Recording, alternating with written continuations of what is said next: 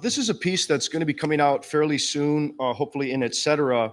And it's largely a shout out to David Olson's work, particularly a more recent book that he has called The Mind on Paper. And Mike is handing out one page sheet here. I'm going to read a little bit from Gregory Bateson's theory of play and fantasy from his book Steps to an Ecology of Mind.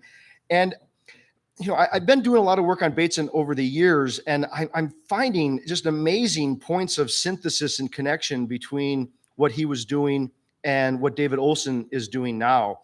And I just want to maybe start with this second two, or the final two sentences in that block paragraph. He says, it is a characteristic of unconscious or primary process thinking that the thinker is unable to discriminate between some and all, and unable to discriminate between not all and none. In primary process, map and territory are equated. In secondary process, they can be discriminated. In play, they are both equated and discriminated. And so what I want to do is see if I can talk about those dynamics of how map and territory are sometimes, in primary process, they're equated. In secondary process, they can be discriminated. And in play, they are both equated and discriminated. And I think it's important to stress here that, Bateson's theory of play and fantasy in some way is documenting how mammalian play is an evolutionary precursor to language. And so we can see, by the time we get to language, lots of different levels of primary and secondary process sort of going on. And what I want to do then, so the claim in the paper is basically, and I think Olson lays it out very beautifully, is that literacy, it gives us the meta language that we use to disentangle map from territory, and therein provides us with metacognitive capacities. That is, there's a kind of thinking that we're all engaged in, a kind of cognition. And then as we develop the meta language, again, to discern the contents of our thought from the processes of our thought, we are engaged in a kind of metacognition, as it were, a consciousness of abstracting or an increasing awareness of the processes themselves. I'm going to try to keep this, within the time. I'm already flying along here. What I want to do is try to, in concrete ways, walk through some of those examples that I have there listed: vision, dreams, plays, movies, speech, and writing. And we'll see how far we can get through those. Now, vision itself basically is a kind of primary process. I'm not advocating anyone does this. If you want to do it, you can do it with me. But if I go like this right now and I touch my eye a little bit like that, all of you wiggle just a little bit. Now, the experience of you wiggling is a primary process. That is, my eyes are geared in to take the retinal image that it's receiving and perceive it as if it were the world directly. Again, the map and the territory are really sort of being equated there. That is, I take my retinal image to be the things that I see. But then as I touch my eye and I make it wiggle, I can, with secondary process, go, wait a second, I think the audience isn't moving. I think I touched my eye. And I can then think about, rather than the thing seen, I can talk about the process of seeing itself. I can talk about the fact that I have a retinal image, that there are light waves in the air, that there are various processes that are going on, and there's rhodopsin and bleaching of various chemicals in the eye. And it's not only was literacy necessary to fund all of this, that is, to create the various forms of meta language that allow us to distinguish the objects we see from the process of seeing, but you can see this, to use Douglas Hofstadter's term, there's a kind of strange looping back. I mean, in some way it required my hand to reflect back upon my eye, right? So let's go to dreams. I think dreams are oftentimes offered up as like basic examples of primary process. I think we've all had the sense of being in a dream. And while you're in a dream, the dream really is hard to differentiate from the territory. That is, the experiences that you're having in the dream, they feel to be very real, especially if it's a nightmare or something. We can wake up and feel, heart race and this kind of stuff. But now when we wake up and we call the dream a dream, notice it, we're already employing meta language. That is, we're talking about the experience with a little bit of a distance, recognizing the dream as a dream, for good or ill. We say it was only a dream or it wasn't real. And notice here that there's so many resources for people to learn in a literate way about dream analysis. You can employ books of dream symbolism and try to ask, what were the particular dream images meaning outside of the dream? So again, we start to, with language, break apart the dream as a primary process and introduce more secondary process into the dream, again, disentangling it, as it were, in many ways. Now, I think those are, again, very, very simple sort of rudimentary forms, and we can see this in mammals, right? I mean, mammals dream, mammals have vision.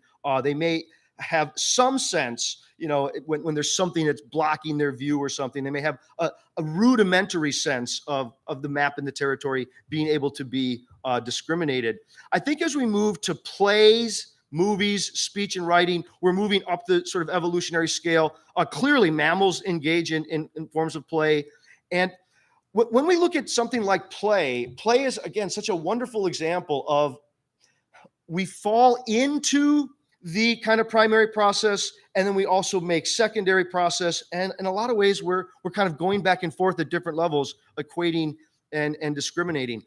Try to think about it when you go to attend a play. You're there, and maybe they put the curtains up and they dim the lights, and the actors and actresses are on stage, and the two are up there, and there's a kiss is given, right?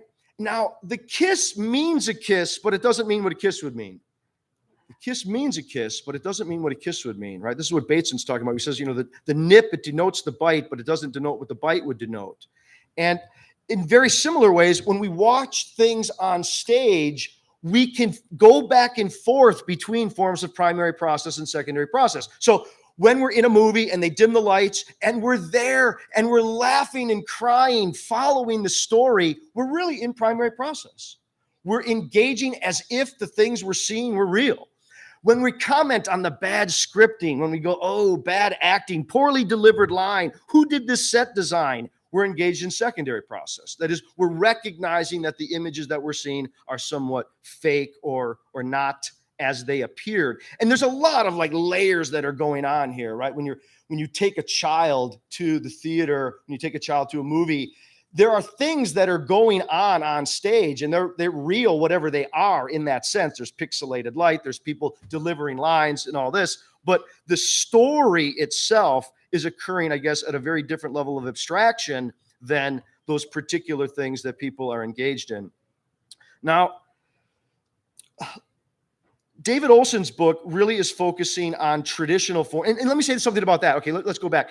I think we all know there are students today who take advanced media literacy courses, and they're able to learn how to move a camera in on a certain angle, take a camera out to shoot it from above, shoot it from below, bring in different sound tracking. And there are ways in which literate processes in secondary process can then be brought into the movie making experience. And so we find ways to get from primary process to secondary process, but also secondary process to get back into primary process. And I think, again, students who are here trying to learn about media literacy, that's one of the things we're trying to do, is make films that more effectively allow people to get lost in the primary process to actually emote at the appropriate places and moments in the film or in the play.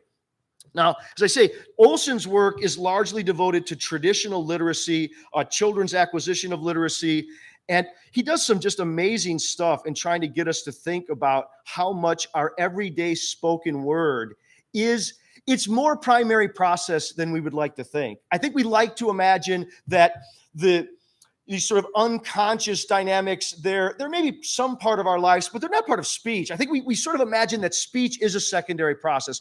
Speech allows us to get clear on things. And there's something like that, especially if we compare speech to a dream. I mean, speech is how we disassemble the dream imagery and we make some sort of sense of it.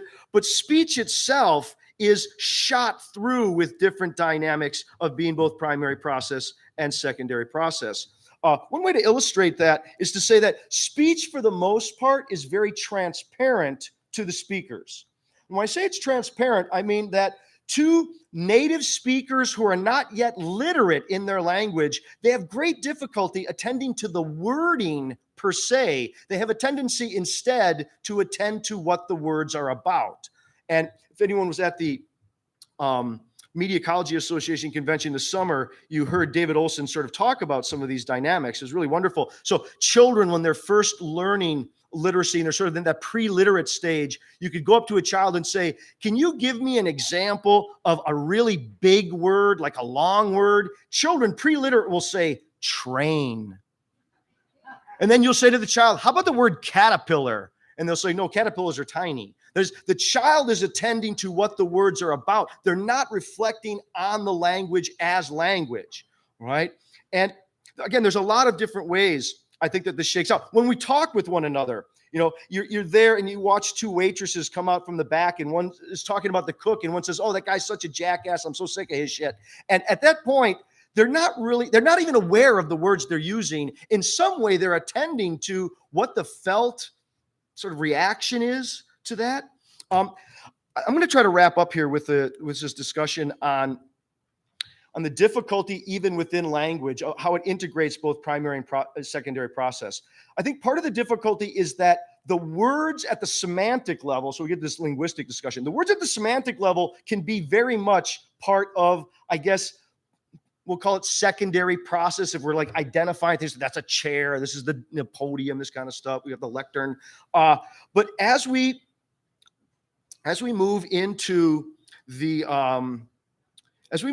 grammar and syntax, we find that the grammatical and syntactical elements introduce a kind of primary process into it that allows us to enable what's called naive verbal realist statements. So take what I have here. I have a pencil in my hand, a pen. It's a wooden pen. When I say, and this is all familiar, I think, to people who study general semantics, I say something like, this is not a pen. Pen is just the word we use for this thing. Notice what we did when we did that. I say this is not a pen. Pen is just a word I use for this thing. By combining different levels of abstraction syntactically, I'm able to treat the word pen as if it were map, but somehow the word thing, although it's higher in abstraction, as if it were lower in abstraction, as if it were the territory itself. That is, I treat pen as if it were the symbol, and then I treat the word thing as if it were somehow outside of the language itself. I guess I'll wrap up with this. If people haven't seen it, I would strongly recommend the Dom Heffer interview where he's talking about Korzybski from the Hilaritas. Is that right? Hilaritas. And he starts with this opening of a discussion with Robert Anton Wilson talking about E prime. And Robert Anton Wilson noted that he does have books that were written in E prime, but he's unable to get himself to speak in E prime. I think that tells us a lot about the prevalence of primary process in our everyday speech. Thank you.